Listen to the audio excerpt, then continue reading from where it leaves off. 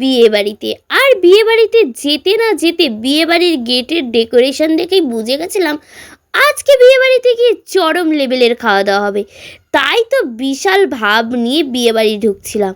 আর আজকের বিয়েবাড়ির সাজটা আমার কেমন হয়েছে সেটা কিন্তু অবশ্যই কমেন্ট করে জানিও। যাই হোক, এই দিকে দেখো আমার বৌদি আর আমার পাপা তো পুরো সেম সেম ড্রেস পরে নিয়েছে, দিয়ে দুজন বেশ ভাও নিয়ে ঢুকছে বিয়েবাড়িতে। বিয়েবাড়িতে ঢুকেই তো আমার পাপা নাচ করা শুরু করে দিয়েছে। আর তোমরা এতদিনে নিশ্চয়ই জেনে গেছো যে আমার পাপা গান শুনলে নিজেকে একদমই থামিয়ে রাখতে পারে না, তাই নানান রকম স্টেপ দিয়ে নাচ করা শুরু করে দিয়েছে। আর এই দিকে দেখো একটা জলপরিও দাঁড়িয়ে রয়েছে। আর আজকে কিন্তু আমরা বিয়েতেই গেছিলাম, রিসেপশানে যাইনি।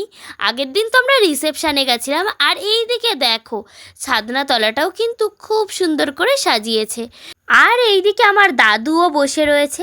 যাই হোক, অনেক তো সাজগোজ ডেকোরেশন সব কিছু দেখানো হলো। এবার চলো কনেকে দেখাই। এই হচ্ছে আজকের নতুন কনে। তো কনেকে তো খুব সুন্দর লাগছে। যাই হোক, সমস্ত কিছু তো কমপ্লিট। এবার হচ্ছে গিয়ে খাওয়া দাওয়ার পর্ব, যার জন্য মেনলি বিয়েবাড়িতে যাওয়া। তো প্রথমেই নিয়েছিলাম 2 পিস চিকেন মোমো। আর চিকেন মোমো কিন্তু খেতে সেই টেস্ট ছিল। চিকেন মোমো খাওয়ার পরেই চলে গেছিলাম পকোড়া খেতে। আর এটা কিন্তু চিকেন পকোড়া ছিল, আর সাথে কিন্তু ভেজ পকোড়াও ছিল। আমার বৌদি ভেজ পকোড়া খাচ্ছিল।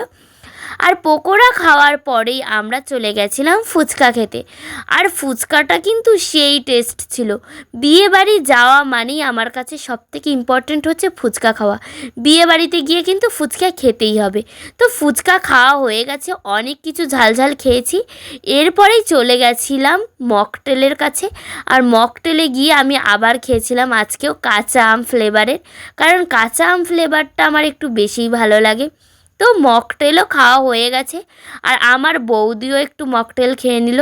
আর আমরা কিন্তু একটাই নিয়েছিলাম, কারণ দুটো খাওয়ার মতো পেটে জায়গা ছিল না।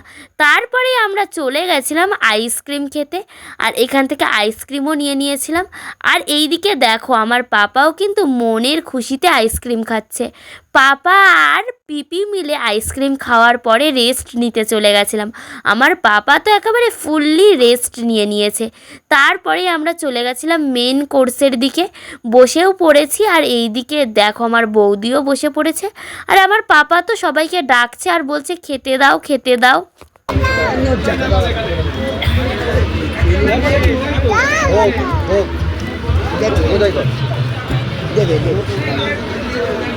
দেখেছো কাণ্ড, বলে এটা দাও ওটা দাও। যাই হোক, চলো এবার খাবার দাবার শেয়ার করা যাক। প্রথমেই দিয়েছিল চিকেন কাটলেট, আর আমাকে দুটো দিয়ে ফেলেছিল ভুল করে। তারপরেই দিয়েছিল নান, আর তার সাথে চানা মশলা।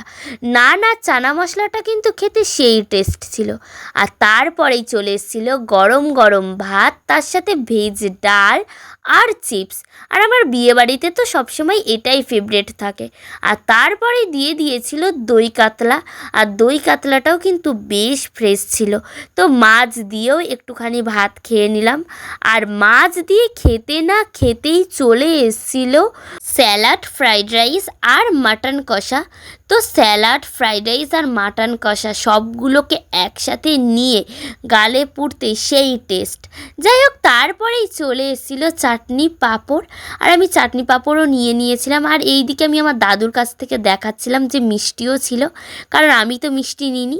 যাই হোক, আজকের খাওয়া দাওয়া কিন্তু সেই টেস্ট ছিল। খাওয়া দাওয়া করার পরেই আমরা চলে এসেছিলাম পানের স্টলের দিকে। আর এখান থেকে আমরা নিয়েছিলাম পান। আর পান খেতে খেতে আমরা বসেছিলাম। তার মধ্যেই চলে আসে বর। আর বর ঢুকতে না ঢুকতেই সবাই তো গেট আটকে দাঁড়িয়ে রয়েছে, কারণ বরের থেকে তো টাকা আদায় করতেই হবে, তাই না? কিন্তু বর সেই চালাক, ঠেলে ঠুলে ঠিক ঢুকে পড়েছে, কোনো টাকা দিইনি। যাই হোক, অনেক মজা করলাম আজকে বিয়ে বাড়িতে। এখন বরং বাড়ি যায়। আর তোমরা টুকুস করে ভিডিওটা লাইক করে দাও। দেখা হচ্ছে নেক্সট কোনো একটা সুন্দর ভিডিওতে। এখন সবাইকে টাটা।